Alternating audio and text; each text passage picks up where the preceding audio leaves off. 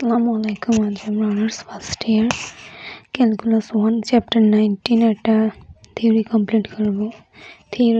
Theory হচ্ছে gamma ফাংশনের আবর্ত ফর্মুলা দেখাও যে gamma n plus 1 equal to n gamma, এটা হচ্ছে গামা চিহ্ন n।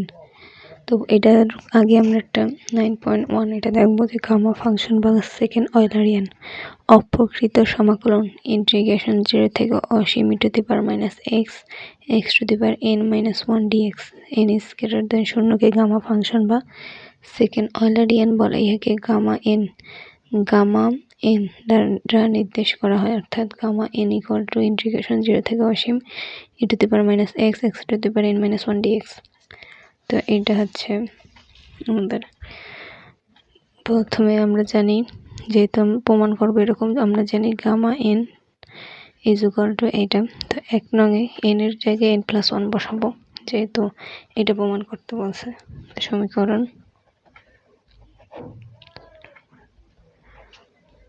1 n is equal two n+1 বসিয়ে পাই।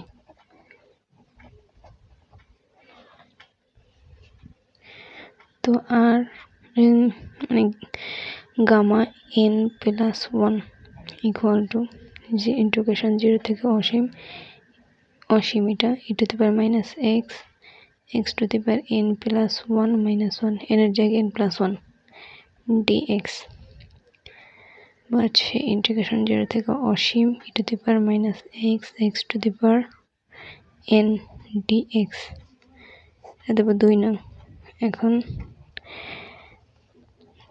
এখন ইন্টিগ্রেশন এই যে লিমিট ব্যতীত শুধু integration e⁻ x to the power n dx এতটুকু আগে সলভ করব, দেখবো, তারপরে লিমিট বসাই এটার মান হয়ে যাবে। এরকম যে integration e⁻ x to the power n dx। তো এটার পরিবর্তে আমরা কি লিখতে পারি?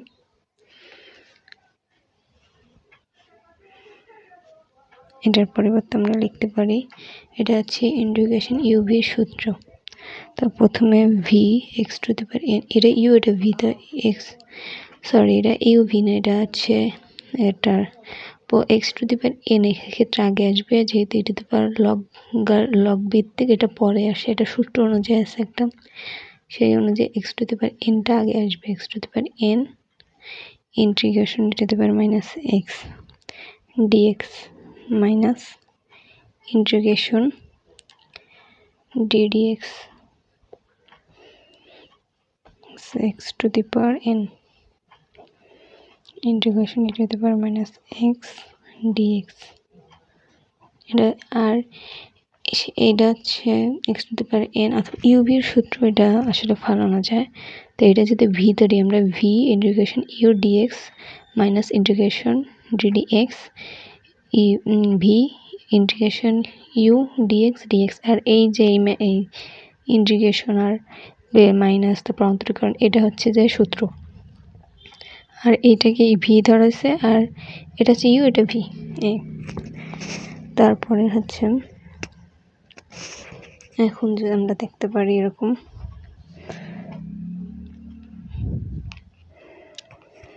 x to the power n রাখা যাবে।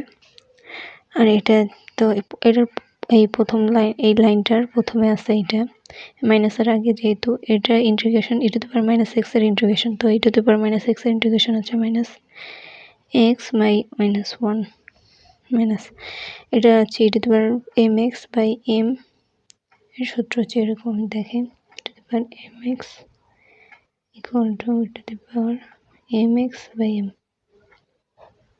সূত্র। তাই এখানে m হচ্ছে -1, এই -1টা বসানো হয়েছে, মাইনাস এটা হচ্ছে অন্তরীকরণ। তো ইন্টিগ্রেশন এই সেকেন্ড ব্র্যাকেটটা আগে করি। তো এই সেকেন্ড ব্র্যাকেটের মধ্যে আছে প্রথম অন্তরীকরণ। তো অন্তরীকরণের ক্ষেত্রে তো n x to the power n-1 integration, আর এটা তো দেখলাম e⁻ x -1 আর এই dx। আবার যেহেতু মাইনাসটা তো -1, তো মাইনাসটাকে সামনে লেখা যায় x to the power n e⁻ x minus এটা যেহেতু n ধ্রুবক, আর এই মাইনাস প্লাস n এনটা এখানে লেখা যায় ইন্টিগ্রেশন। তো এটা আমরা এটার সাথে মিলাইয়া লিখি, যে এটার সাথে মিলাইয়া লিখি যে e two the power minus extra আগে লিখলাম আর x to the power n minus ওয়ানটা পরে লিখলাম আর dx দিলাম। তো এই যে এতটুকু e two the power minus x x two the power n minus one dx এটা আবার মিলে যায় এটার সাথে, যে 1 নংয়ের সাথে লিমিট পাতে আর কি।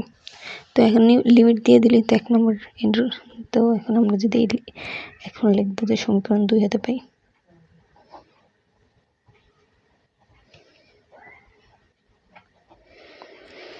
কি পাই এখন 2 হাতে যখন আমরা লিমিটটা বসাবো minus x two the power n e two the power minus x এর 0 থেকে অসীমে যাই লিমিট বসাইলাম প্লাস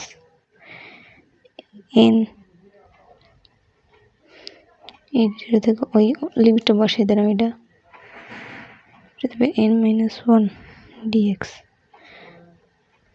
তো এইটা যদি আমরা করি তো অসীম যখন বসাবো, যেহেতু গুণ অবস্থায় সব অসীম হয়ে গেল, অসীম আর শূন্য, তো দুটোই মানে এটার সমস্তটা মানটাই আসে এরকম শূন্য প্লাস n, এইটা হচ্ছে এই ধ্রুবক nটা বসালাম আর এই এতটুকুটা 1 নংয়ের সাথে মিলে যায়, যে 1 নং 0 থেকে অসীম e two the power minus x x two the power n minus one dx।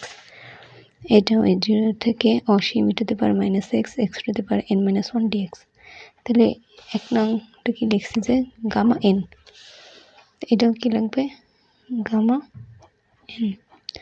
n, nটা আগের ছিল, তারপরে এতটুকুর মান আসছে গামা n।